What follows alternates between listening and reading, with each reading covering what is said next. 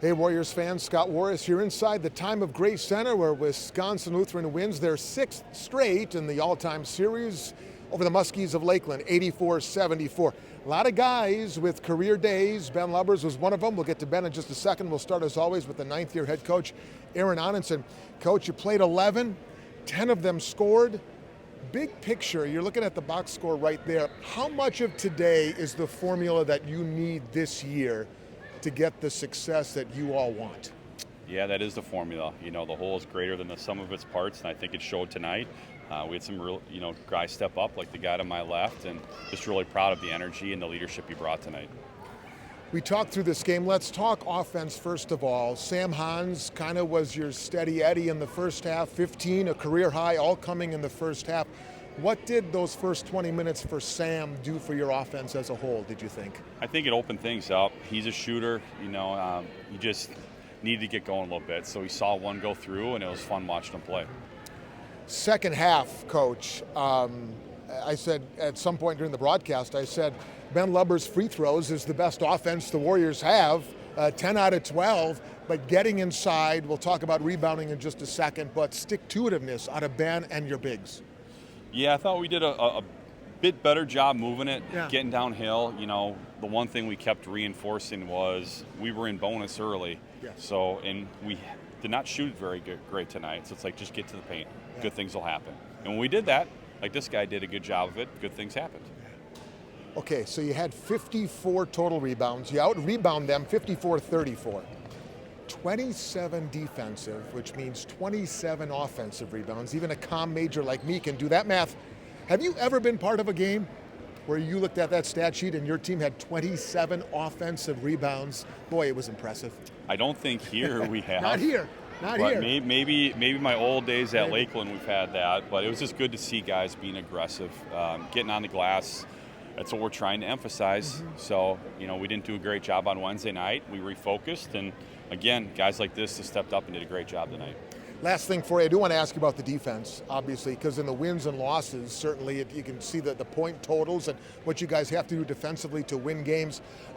Seemed like in that first half, Sanjay Hunter, their best offense was him getting downhill, getting inside, distributing, or getting to the line himself. Can you talk about the defensive strategy on Hunter after halftime?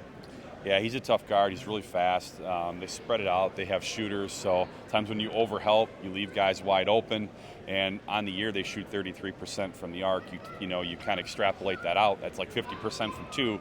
So sometimes with these guys, it's like pick your poison. Do you want to let Hunter get to the lane, or do you want to give up an open three? And it's pretty difficult, especially when you press like we do. We had a couple times where we just had some miscommunications. And I feel like every time we had a miscommunication, they exploited us tonight. But just happy for our guys. We've won 3 of the last 4. We had a really tough non-conference schedule. We talked about after the win at Albion a couple weeks ago, I put on the board the record of the teams we played in the first 4 games, and it was 19-2. That included the loss that we handed Albion. So we kind of put these guys through the fire here in the month of November, and hopefully the month of December, January, February, it'll pay off. All right. Coach, appreciate it. We'll see you next time. Thank you. Thank you. All right, we'll turn to one of those Warriors that had a career day. We'll give you the numbers first, Ben, then I'll bring you in. 14 points, 5 of his 6 rebounds offensive, 10 out of 12 at the free throw line. I mean, I'll ask you the first question I asked Coach. How much of today is the formula that you guys need to do every day? This is how we're going to win. I think us getting to the line is just us staying fundamental, staying strong.